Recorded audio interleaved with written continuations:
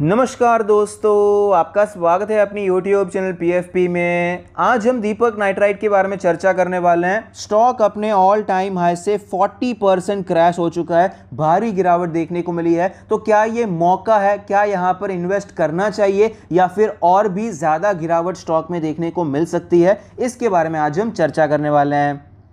सबसे पहले कंपनी के नंबर्स पर नजर डाल देते हैं। नेट सेल्स हमें ईयर ऑन ईयर बेसिस पे 28% ऊपर जाता हुआ नजर आया। नेट प्रॉफिट में 8% की गिरावट हुई है और एबिटा भी हमें 10% नीचे आता हुआ नजर आता है। तो क्लियरली रिजल्ट्स आपको बहुत अच्छे नजर नहीं आएंगे। सेल्स तो ऊपर गया लेकिन नेट प्रॉफिट में गिरावट देखने को मिली है। इसका मतलब है कि नेट प्रॉफिट मार्जिन हमें नीचे आता हुआ नजर आता है। तो ओवरऑल रिजल्ट्स हमें खास अच्छे नजर नहीं आते हैं।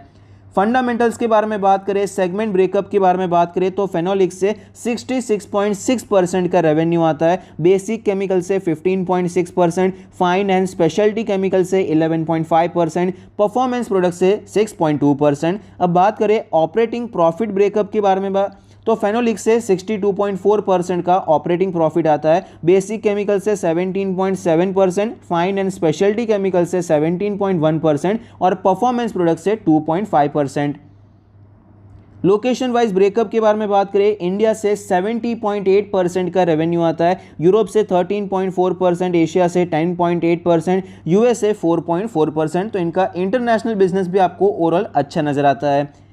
फंडामेंटल रेशियोज के बारे में बात करें, ROE 33% है, ROC 37% है, जो कि अपने एवरेजेस से ज़्यादा है, बहुत अच्छे नंबर्स हैं। नेट प्रॉफिट मार्जिन 17% है और यहाँ पर हमें इंप्रूवमेंट भी नजर आता है। तो ओवरऑल ये काफ़ी अच्छी बात है। डेट टू इक्विटी 0.25 है। आप देख पाएंगे कर्जा में यहाँ पर कम होता हुआ नजर आया। डेट टू इक्विटी जो 5 ईयर एवरेज था 0.83 का था, अभी वो 0.25 चल रहा है। तो फंडामेंटल रेशियोज तो काफ़ी अच्छे हैं। फाइनेंशियल ट्रेंड के बारे में बात करें तो ग्रोथ काफ़ी अच्छी नजर आती है। कंटिन्यूसली हमें रेवेन्यू ऊपर जाता हुआ नजर आया। प्रॉफिटेबिलिटी में बहुत अच्छी ग्रोथ यहाँ पर दिखाई पड़ती है। शेयर होल्डिंग पैटर्न के बारे में बात करें, टोटल प्रमोटर होल्डिंग 45.72% है, जिसमें से कुछ भी प्लेज नहीं है। Mutual fund 5.85%, other DII 4.17%, FII 8.76%, retail and other category 35.5%। तो देखिए शेयर होल्डिंग पैटर्न बहुत अच्छा नहीं है, बहुत खराब भी नहीं है। एक तो प्रमोटर के पास 50% से कम इक्विटी है, ये थोड़ा सा एक नेगेटिव पॉइंट हो जाता है। 50% से कम है लेकिन फिर भी FIIs या फिर म्यूचुअल फंड के पास 10% से ज़्यादा का भी स्टेक नहीं है। तो यहाँ पर इंटरेस्ट तो लिया है लेकिन बहुत ज़्यादा इंटरेस्ट यहाँ पर नहीं लिया है। तो ये थोड़ा सा एक डिसेंट शेयर होल्डिंग पैटर्न हम कह सकते हैं। एनालिस्ट के रेटिंग के बारे में बात करें तो 12 एनालिस्ट ने स्टॉक को कवर किया है, जिसमें से 66% का मानना है कि खरीदारी करनी चाहिए। हायर साइड पे 69% का अपसाइड है, मीडियन है 37% का अपसाइड और लोअर साइड पे 13% की गिरावट बताई जा रही है। तो ये लेवल्स हमें मिल सकते हैं या फिर नहीं मिल सकते हैं, मेरा क्या व्यू है चार्ट पर हम डिस्कस जरूर करेंगे। 26,000 करोड़ की मार्केट कैप है, 24 का PE रेशियो है। तो वैल्यूएशन ना ही बहुत एक्सट्रीम साइड पे, ना ही बहुत सस्ता है, ना ही बहुत ज्यादा महंगा है, फेयरली वैल्यूड मेरे हिसाब से दिखाई पड़ता है। बहुत ज्यादा प्रीमियम वैल्यूएशन भी मेरे हिसाब से यहां पर दिखाई नहीं पड़ता है। स्टॉक के चार्ट पर हमें क्लियरली पता चलता है कि 3000 प्लस के लेवल से स्टॉक में हमें गिरावट देखने को मिल रही है और फिलहाल ये स्टॉक हमें 1800 के लेवल पे ट्रेड करता हुआ नजर आता है। एक क्लियर कट यहाँ पर आपको बियरिश चैनल नजर आएगा, यहाँ पर रेजिस्टेंस नीचे आते जा रहे हैं, सपोर्ट भी नीचे आते जा रहे हैं। क्लियरली आपको ये बियरिश होता हुआ नजर आया है। फिलहाल ये अपने सारे मूविंग एवरेजेस के नीचे ट्रेड कर रहा है। 50 डेज के मूविंग एवरेज ने यहाँ पर क्रॉसओवर कर दिया है, मतलब वीकनेस आपको अच्छी खासी दिखाई पड़ती है। डेली RSI 33 है, वीकनेस आपको दिखाई पड़ती है और मोमेंटम भी नीचे के साइड पे है। वीकली चार्ट के बारे में बात करें तो वीकली चार्ट पे हमें नजर आएगा कि यह स्टॉक इतना ज्यादा बुलिश था कि 20 वीक्स के मूविंग एवरेज को भी मुश्किल से टच करता था और वहीं से आपको यह स्टॉक भागता हुआ नजर आता था। लेकिन फिलहाल देखिए, फिलहाल स्टॉक ने अपने 20 क्या 50 वीक्स के मूविंग एवरेज को भी तोड़ दिया है और 100 वीक्स के मूविंग एवरेज पर एक बार सपोर्ट लेकर तो ऊपर गया, लेकिन 50 वीक्स के मूविंग एवरेज से रेजिस्टेंस लेकर वापस आपको ये नीचे आता हुआ नजर आता है। वीकली RSI 40 के नीचे चली गई है, 37.37 है,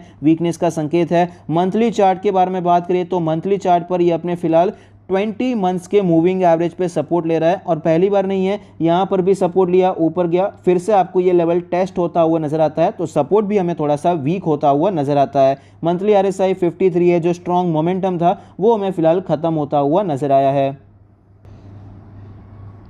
इंपॉर्टेंट लेवल्स के बारे में बात करें तो सबसे पहले रेजिस्टेंस डिस्कस कर लेते हैं। मंथली चार्ट से शुरुआत करते हैं। 2000 का लेवल आप देख पाएंगे एज ए रेजिस्टेंस हमें फिलहाल दिखाई पड़ता है। पहले भी रेजिस्टेंस था, फिर जैसे ही ब्रेकआउट हुआ ये सपोर्ट बन गया। कई बार कोशिश की इसके ऊपर ही आपको ये सस्टेन होता हुआ नजर आया, गिरावट हुई थी, लेकिन क्लोजिंग आप देख सकते हैं 2000 के ऊपर के लेवल के साइड पर ही हमें दिखाई पड़ती थी, लेकिन फिलहाल ये वापस हमें नीचे आता हुआ नजर आता है। सपोर्ट के बारे में बात करें, 1700 के आसपास का एक इंपॉर्टेंट सपोर्ट है। 1700 कैसे? क्योंकि यहां पर एक शानदार तेजी देखने को मिली, उसके बाद आपको दो छोटी कैंडल देखने को मिली, उसके बाद तेजी आई थी। तो ये जो दो छोटी कैंडल है उसका जो लो है 1700 का लेवल है, तो ये काफी ज्यादा इंपॉर्टेंट हो जाता है। वीकली चार्ट पर एक बार देख लेते हैं। वीकली चार्ट पर भी आप देख पाएंगे हमें यहां पर कंफर्म होता हुआ नजर आता है कि 1700 का लेवल जो कि पहले रेजिस्टेंस था, ब्रेकआउट के बाद सपोर्ट बना, फिर आपको तेजी देखने को मिली। और रेजिस्टेंस यहां पर फिलहाल 2000 का लेवल है, ये भी हमें यहां पर वीकली चार्ट पे कंफर्म होता हुआ नजर आता है। और ऑब्वियसली सेम हमें यहां पर डेली चार्ट पर भी कंफर्म होता हुआ नजर आता है।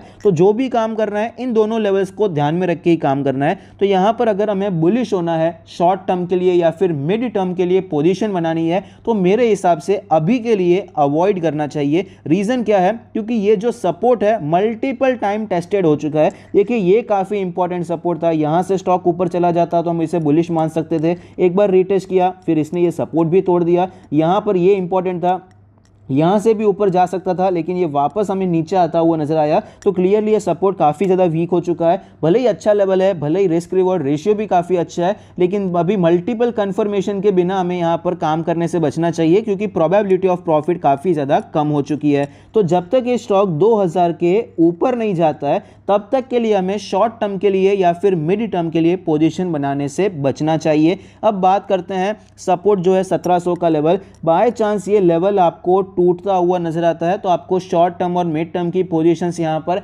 एग्जिट भी करनी चाहिए। ये भी काफी ज्यादा जरूरी है, क्योंकि ये लेवल कोई छोटा मोटा लेवल नहीं है। ये लेवल टूटता है तो आपको गिरावट देखने को मिल सकती है। हालांकि यहां पर 1500 का भी एक यहां पर एक सपोर्ट है, जहां से सपोर्ट लेकर ये ऊपर जा सकता है, लेकिन स्टॉप लॉस लेना मेरे हिसाब से जरूरी है। क्योंकि 1500 से अगर वापस ऊपर आता है कोई बात नहीं है, हम री एंटर कर सकते हैं, लेकिन एक बार गिर गया हम ये आशा में रखें कि भाई 1500 पे सपोर्ट ले लेगा, लेकिन बाय चांस सपोर्ट नहीं लिया, वहां से नीचे चला गया, तो उसके बाद हम कुछ नहीं कर पाएंगे। इसीलिए शॉर्ट टर्म या मिड टर्म की पोजीशन बनाई है तो 1700 के नीचे एग्जिट करना काफी ज्यादा जरूरी हो जाता है। अब लॉन्ग टर्म के बारे में बात करते हैं। अगर आपने ये जोन में जो कि 1700 से करके 2000 का जोन है, यहां पर पहले भी यहां पर एक बार स्टॉक आया था, यहां पर सपोर्ट लिया था, यहां पर आया था, अगर एक भी बार आपने खरीदारी नहीं की है तो आप थोड़ी सी खरीदारी मेरे हिसाब से कर सकते हैं। लेकिन अगर आपने रिसेंटली खरीदा है यहां पर या फिर यहां पर भी आपने खरीदा है, तो मेरे हिसाब से फिर से इसी लेवल पे खरीदारी करने से आपको बचना चाहिए। वेट कीजिए, शायद आपको अच्छी अपॉर्चुनिटी मिल सकती है,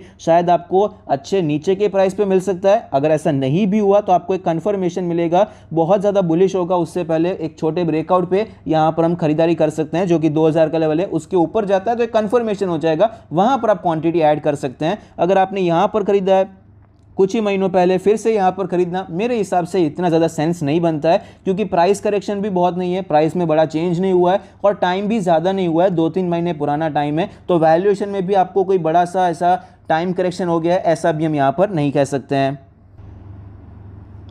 और एनालिस्ट ने जो टारगेट बताए थे, यहाँ पर मेरा मानना है कि अगर ये 1700 का लेवल टूट जाता है तो इमीडिएटली आपको ये 1500 का लेवल तो देखने को मिल ही सकता है, इसमें कोई बड़ी बात नहीं है। बुलिश यहाँ पर हम कब हो सकते हैं? देखिए ये एक ट्रेंड लाइन आपको यहाँ पर दिखाई पड़ती है, ये ट्रेंड लाइन जैसे ब्रेकआउट होता है ये भी अप्रॉक्सीमेटली 2000 के ऊपर ही होगा, इसमें थोड़ा टाइम स्पेंड करेगा, तुरंत तो ये जाता हुआ नजर नहीं आएगा। तो जैसे ये 2000 के ऊपर जाएगा तो हम यहाँ पर बुलिश होने के बारे में सोच सकते हैं, तब आपको जो एनालिस्ट के ऊपर के टारगेट्स हैं वो आते हुए नजर आ सकते हैं। लेकिन फिलहाल के लिए जिस प्रकार का मार्केट का सेंटीमेंट है और स्टॉक में जिस प्रकार से प्राइस एक्शन हमें बनता हुआ नजर आता है, उस हिसाब से प्रोबेबिलिटी ये लग रही है कि स्टॉक नीचे जा सकता है, क्योंकि एक बार यहां पर भी कंसोलिडेट किया था, फिर से यहां पर कंसोलिडेट कर रहा है और यहां पर जितना टाइम स्पेंड किया उससे ज्यादा टाइम ऑलरेडी यहां पर स्पेंड हो चुका है, इसलिए चांसेस हमें नीचे के साइड के थोड़े से ज्यादा नजर आते हैं। पॉजिटिव्स के बारे में बात करें तो कंपनी के फंडामेंटल्स अच्छे हैं, ग्रोथ काफ़ी अच्छी है, शेयर होल्डिंग पैटर्न भी डिसेंट है, बहुत ख़राब नहीं है, बहुत अच्छा नहीं है, वैल्यूएशन भी हमें डिसेंट नज़र आता है, बहुत महंगा नहीं है, बहुत सस्ता नहीं है। मोस्ट ऑफ द एनालिस्ट यहाँ पर बुलिश चल रहे हैं। नेगेटिव्स के बारे में बात करें, टेक्निकल्स हमें वीक नज़र आते हैं, FII DII दोनों का स्टेक कम हो रहा है और रिटेलर्स का स्टेक आपको कंटिन्यूसली बढ़ता हुआ नजर आता है। तो शेयर होल्डिंग पैटर्न में भी आपको अच्छे संकेत इतने अच्छे नज़र नहीं आते हैं। यहाँ पर देखिए FII इंस्टीट्यूशंस कम होते जा रहे हैं, रिटेलर्स बढ़ते जा रहे हैं। इसका रीजन क्या है? क्योंकि स्टॉक ने पिछले 2 साल में बहुत अच्छा परफॉर्म किया है और जनरली मास जहां पर जाता है पैसा बनाना मुश्किल हो जाता है। और नंबर्स भी आपको कोई खास नजर नहीं आए हैं। सेल्स ऊपर गया, 28% तक ऊपर गया, लेकिन प्रॉफिट फिर भी नीचे गया है, मतलब मार्जिन में अच्छी खासी गिरावट देखने को मिली है।